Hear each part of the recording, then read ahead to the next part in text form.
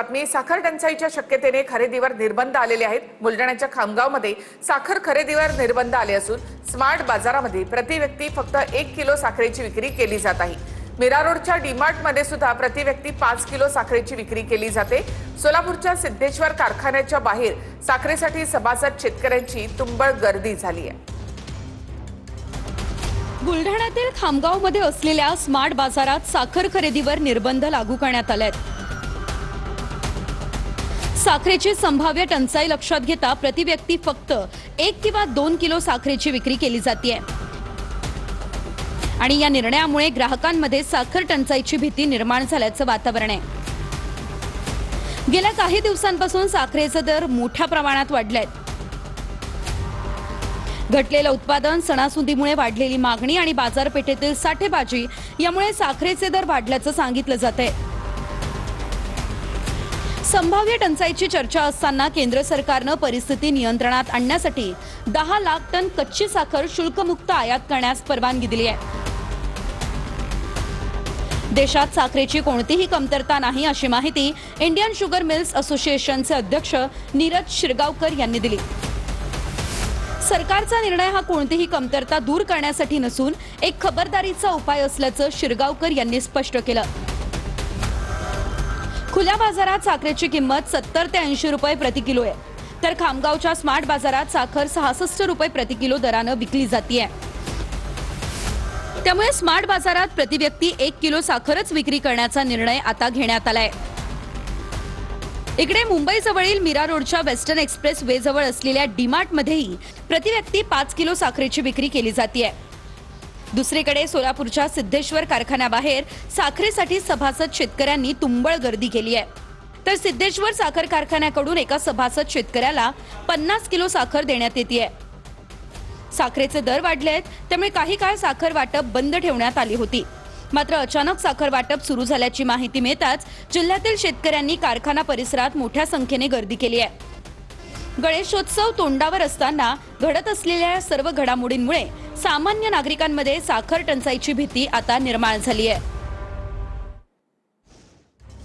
तर सुट्या खाद्यतेलाच्या विक्रीवरील कारवाईबाबत एफडीएचं स्पष्टीकरण। सुट्या खाद्यतेलाच्या विक्रीवरील बंदीचा निर्णय नवीन नाही असं एफडीएनं म्हटलं। एफडीएनं हा निर्णय आता लागू केलेला नाही, तर 2011 पासून संपूर्ण देशामध्ये हा नियम लागू आहे असं एफडीएनं म्हटलं। सीलबंद, सुरक्षित आणि पूर्णपणे लेबल आवश्यक असं एफडीएनं म्हटलेलं आहे। आदिवासी वसतिगृहामध्ये प्रवेशासाठीची वयाची अट रद्द करण्यात आलेली आहे। मंत्री अशोक उईकेंच्या निवासस्थानी झालेल्या आदिवासी आमदार आणि खासदारांच्या बैठकीमध्ये हा निर्णय झाला। वयोमर्यादा स्थगित, मात्र आदिवासी विद्यार्थी आंदोलनावर ठाम आहेत। पुण्याच्या मांजरीमधील शासकीय आदिवासी वसतिगृहामध्ये विद्यार्थ्यांचं 13 दिवसांपासून आमरण उपोषण सुरू आहे। चांगला आहार, 12,500 नोकर भरती आणि गडचिरोलीमधील सर्पदंश दुर्घटनेमधील कुटुंबियांना 1 कोटींची मदत देण्याची मागणी करण्यात आली आहे। पुण्याच्या मांजरीमध्ये शासकीय आदिवासी वसतिगृहामध्ये आदिवासी विद्यार्थ्यांचं गेल्या 13 दिवसांपासून बेमुदत आमरण उपोषण सुरू आहे। राज्य सरकारने वसतिगृह प्रवेशासाठी लावलेल्या 26 वर्षांच्या अटींची मर्यादा रद्द करण्यासह नोकर भरती आणि इतर मागण्यांसाठी विद्यार्थी आंदोलनाला बसले आहेत। दुसरीकडे नागपुरातही आदिवासी विद्यार्थ्यांनी पुन्हा एकदा आदिवासी विकास विभागाच्या कार्यालयाबाहेर ठिय्या आंदोलन सुरू केले। विद्यार्थ्यांच्या आंदोलनानंतर आज आदिवासी विकास मंत्र्यांच्या अध्यक्षतेखाली मंत्रालयामध्ये महत्त्वाची बैठक पार पडली। या बैठकीमध्ये सरकारने वसतिगृह प्रवेशासाठी घातलेल्या 26 वर्षांच्या अटीच्या मर्यादेला स्थगिती देण्याचा निर्णय घेतला आहे। तरीही विद्यार्थी आंदोलनावर ठाम असून इतर मागण्या मान्य होईपर्यंत आंदोलन सुरूच ठेवणार अशी भूमिका या विद्यार्थ्यांनी घेतली आहे। दुसरीकडे नागपुरातही आदिवासी विद्यार्थ्यांनी कालपासून पुन्हा एकदा आदिवासी विकास विभागाच्या कार्यालयाबाहेर ठिय्या आंदोलन सुरू केले। नागपूरमध्ये मंत्री अशोक उईके यांच्याशी सकारात्मक चर्चा केल्यानंतर 22 ऑगस्टला हे आंदोलन स्थगित करण्यात आलं होतं।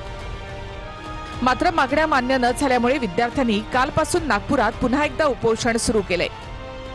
विद्यार्थ्यांच्या प्रमुख मागण्या काय आहेत ते आपण पाहूया। पेसा क्षेत्रांतर्गत 12,000 पदांची नोकर भरती करा। वसतिगृह आणि आश्रमशाळांमधील शिपाई, सुरक्षा रक्षक आणि स्वच्छता कर्मचाऱ्यांची रिक्त पदं त्वरित भरण्यात यावी। वसतिगृहामधील 70% जागा त्याच जिल्ह्यांमधल्या विद्यार्थ्यांसाठी राखीव ठेवण्याचा नियम रद्द करावा. हा नियम रद्द झाल्यास इतर जिल्ह्यांमधील आदिवासी विद्यार्थ्यांना पुण्यामध्ये शिक्षण घेता येईल. वसतिगृहामधील जेवणाची सेंट्रलाइज्ड किचन पद्धत बंद करावी. गडचिरोलीमध्ये सर्पदंशामुळे मृत झालेल्या 3 आदिवासी विद्यार्थिनींच्या कुटुंबियांना प्रत्येकी 1 कोटी रुपयांची भरपाई मिळावी. सर्व आदिवासी विद्यार्थ्यांसाठी 1 कोटींचं विमा संरक्षण द्या. या मागण्या या आंदोलनाच्या माध्यमातून करण्यात आल्या. आदिवासी विकास विभागाच्या अंतर्गत शासकीय वसतिगृहामध्ये प्रवेशाकरिता वयोमर्यादा 30 होती. त्या वयोमर्यादाला सर्व आमदार खासदार यांच्या सूचनेनुसार चर्चेनुसार स्थगिती देण्यात आलेली आहे. त्यामध्ये प्रवेशासाठी कोणाचीही वयाची अट राहणार नाही. वयाला जरी तुम्ही एज लिमिट नसेल ठेवली, पण आम्हाला आमची जी प्रमुख मागणी आहे 12,500 पैसा भरती ती झालीच पाहिजे. बाकीच्या जरी आमच्या अटी मान्य केल्या असतील तरी पण 12,000 पैसा भरती आहे ती जाहीर केल्याशिवाय आम्ही उपोषण नाही सोडणार. 13 दिवसांपासून या विद्यार्थ्यांचं हे आंदोलन या ठिकाणी सुरू आहे, उपोषण सुरू आहे. सुप्रिया सुळेंनी मांजरीमधल्या आंदोलकांशी व्हिडिओ कॉन्फरन्सिंगद्वारे संवाद साधलेला आहे आणि त्यांना आश्वस्त केलेलं आहे. दुसऱ्या बाजूला रोहित पवारांकडून देखील आंदोलनस्थळी जाऊन या आंदोलकांची भेट घेण्यात आलेली आहे. त्यांचे प्रश्न समजून घेण्यात आलेले आहेत. त्यानंतर त्यांच्या मागण्या मान्य करा अशी मागणी रोहित पवारांनी मुख्यमंत्र्यांकडे केली आहे. सुजाता आंबेडकर यांनी सुद्धा आंदोलकांची भेट घेतली आहे. मुख्यमंत्री फडणवीसांनी भाजपच्या संसदीय समितीमध्ये त्यांची एंट्रीची शक्यता आहे. फडणवीसांनी 2029च्या आत पंतप्रधान व्हावं असं विजय वडेट्टीवार यांनी म्हटलं. तर सगळ्या विषयांचा निपटारा करून फडणवीस दिल्लीमध्ये जातील असा दावा संजय राऊत यांनी केलाय. दरम्यान भाजपच्या नवनाथ बन यांनी दोन्ही नेत्यांना प्रत्युत्तर दिलं आहे. एकीकडे फडणवीस दिल्लीत जाण्याच्या चर्चा सुरू असताना आता विरोधी पक्षातील नेते सुद्धा फडणवीसांनी पंतप्रधान व्हावं अशी इच्छा व्यक्त करू लागले. काँग्रेसचे वरिष्ठ नेते विजय वडेट्टीवार यांनी तशी इच्छा बोलूनही दाखवली आहे. 2029च्या आत फडणवीसांनी पंतप्रधान व्हावं अशी आमची इच्छा आहे असं वडेट्टीवारांनी आज पत्रकारांशी संवाद साधताना म्हटलंय. वडेट्टीवारांच्या या वक्तव्यासोबत संजय राऊतांनी आज पुन्हा फडणवीसांच्या दिल्ली वारीवरही भाष्य केलंय. या दोन्ही नेत्यांना भाजपच्या नवनाथ बन यांनी प्रत्युत्तर दिलंय. मुख्यमंत्री झाले, तिसऱ्यांदा आहे, त्यामुळे स्वाभाविक आहे सिनियर नेते असतील त्यांच्या संदर्भात भारतीय जनता पक्षानं कोणाला कुठे घ्यावं हा त्यांचा प्रश्न आहे. आणि आम्हाला इच्छा आहे की ते पंतप्रधान 29च्या आतमध्ये व्हावेत. 29 नंतर तर काही संधी नाही. त्यामुळं आमची ती इच्छा आहे, पण ते झालं पाहिजेत, व्हावेत मराठी माणूस एकदा तरी. 2029 मध्ये विजय वडेट्टीवार काँग्रेस पक्षामध्ये राहत नाहीत.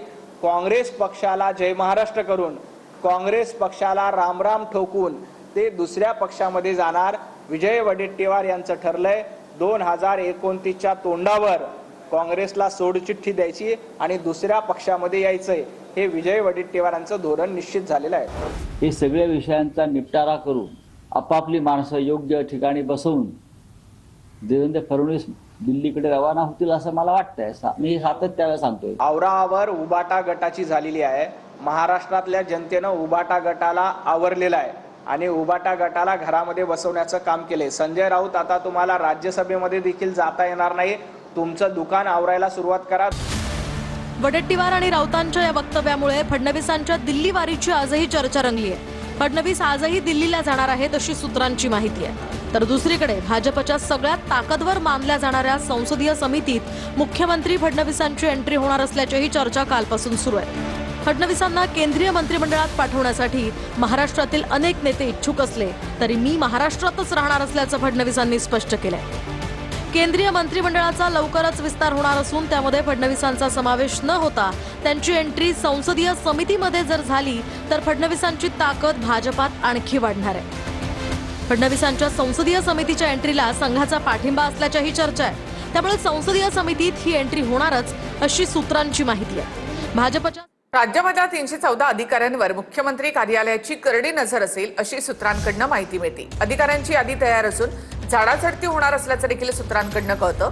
अनेक अधिकारी एकाच विभागामध्ये असल्याचं देखील समोर आलंय.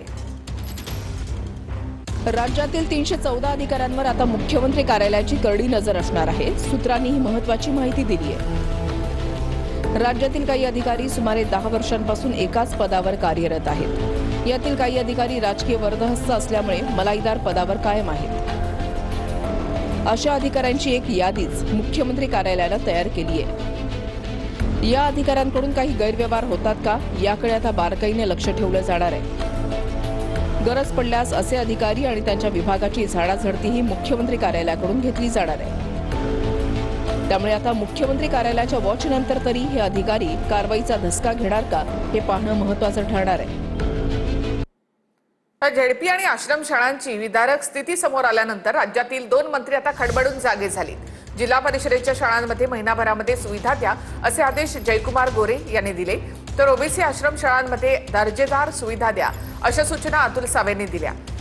दिपकेंच्या स्कूल ठीक करो अभियानानंतर सरकार जागं झाल्याचं दिसून येतं.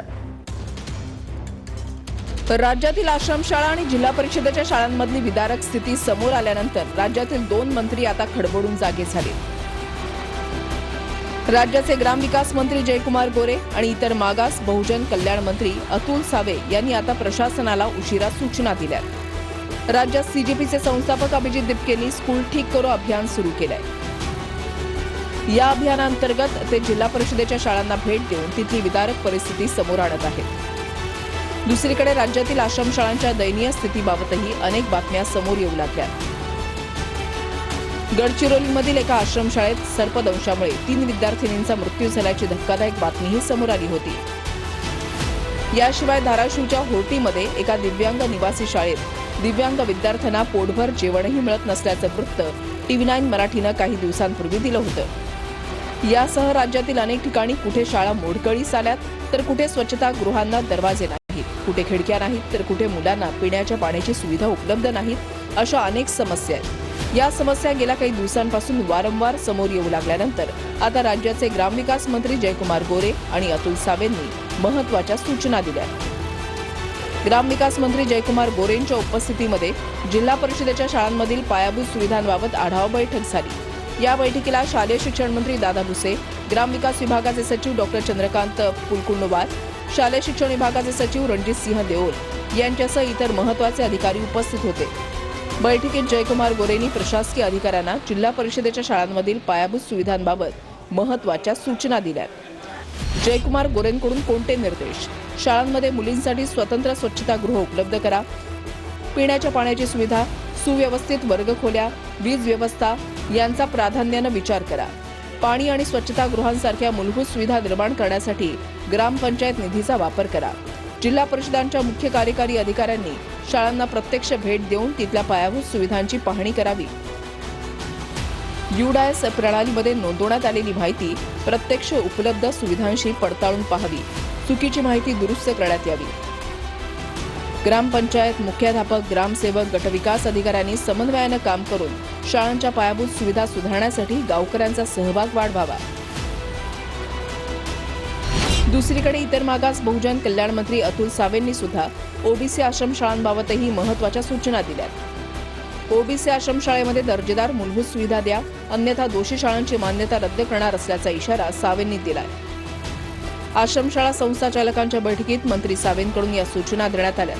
आश्रमशाळांमधील सुविधांबाबत वारंवार येणाऱ्या तक्रारींची सावेंनी दखल घेतली आहे.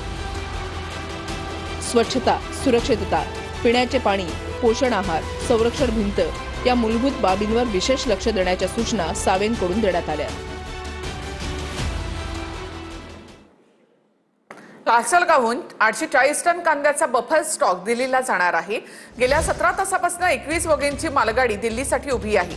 40 किलोच्या 50 गोण्या असलेला ट्रक हा रेल्वे स्थानकामध्ये दाखल झाला. उद्या पहाटे कांदा घेऊन रेल्वे दिल्लीसाठी रवाना होणार आहे. आणि आता महत्त्वाच्या बातम्या आपण पाहूया. पुणे महापालिकेमध्ये निधी वाटप प्रकरणामध्ये समन्वय समितीच्या बैठकीमध्ये राष्ट्रवादीच्या नेत्यांकडनं मुख्यमंत्री फडणवीसांसमोर प्रश्न उपस्थित. कोणावरही अन्याय होणार नाही, फडणवीसांच्या बैठकीमध्ये आश्वासन. पुण्यामधल्या भाजप नेत्यांसोबत फडणवीस लवकरच चर्चा करणार अशी माहिती. राहुल गांधी 2 सप्टेंबरला नाशिक दौऱ्यावर. त्र्यंबकेश्वर मंदिरामध्ये राहुल गांधी दर्शनासाठी जाण्याची शक्यता. सोमवारपासून शहरामध्ये काँग्रेसच्या राज्यस्तरीय संघटन सृजन अभियानाला सुरुवात. अभियानाच्या समारोपासाठी 2 सप्टेंबरला राहुल गांधी नाशिकमध्ये येणार आहेत. महायुती समन्वय समितीच्या बैठकीमध्ये अंतर्गत वादावर बंधन. रखडलेली महामंडळ आणि निधी वाटपावर 15 दिवसामध्ये तोडगा निघणार. उद्धव ठाकरे 16 आणि 17 सप्टेंबरला छत्रपती संभाजीनगर दौऱ्यावर. मराठवाडा मुक्तीसंग्राम दिनाच्या निमित्तानं छत्रपती संभाजीनगरमध्ये उपस्थित राहणार. हुतात्मा झालेल्या स्वातंत्र्यसैनिकांना अभिवादन करणार. शाहरुख खान अजय देवगण यांच्या कलेचा सन्मान करतो. नैतिकता म्हणून कलाकारांनी नशायुक्त पदार्थांची जाहिरात करू नये. राम कदम यांची प्रतिक्रिया. 1 सप्टेंबरला ओबीसी मोर्चा मुंबईमध्ये धडकणार. ओबीसी मोर्चाला नेत्यांकडून गावोगावी भेट आणि प्रचार सभा घेऊन मोर्चाला येण्याचं आवाहन. लक्ष्मण हाकेंची दौंडमधील पाटसमध्ये भेट. राष्ट्रीय ओबीसी महासंघाची उद्या नागपुरात राज्यस्तरीय बैठक. जरांगेंचं आंदोलन आणि जातीनिहाय जनगणनेच्या मागणीवर चर्चा होणार. ओबीसी महासंघाचे अध्यक्ष बबनराव तायवाडी यांची माहिती. मराठा आरक्षण उपसमितीची बैठक सुरू आहे. मराठा आरक्षणाच्या विविध मागण्यांवर या ठिकाणी चर्चा होते. प्रसाद लाड, शंभूराज देसाई हे देखील बैठकीसाठी उपस्थित आहेत. मराठा आरक्षण उपसमितीची बैठक सुरू झालेली आहे. आणखी एक महत्त्वाची बातमी. साखर आणि कांद्याच्या वाढलेल्या दरांसंदर्भात दिल्लीमध्ये सरकारचा एक मोठा निर्णय. कांदा आणि साखर परवडणाऱ्या दरामध्ये देण्याचा दिल्ली सरकारचा निर्णय. नाफेडकडनं कांदा खरेदी करून सर्वसामान्यांना देण्याचा निर्णय घेण्यात आलाय. कांदा आणि साखरेचा काळा बाजार करणाऱ्यांवर दिल्ली सरकार छापे टाकून कारवाई करणार आहे.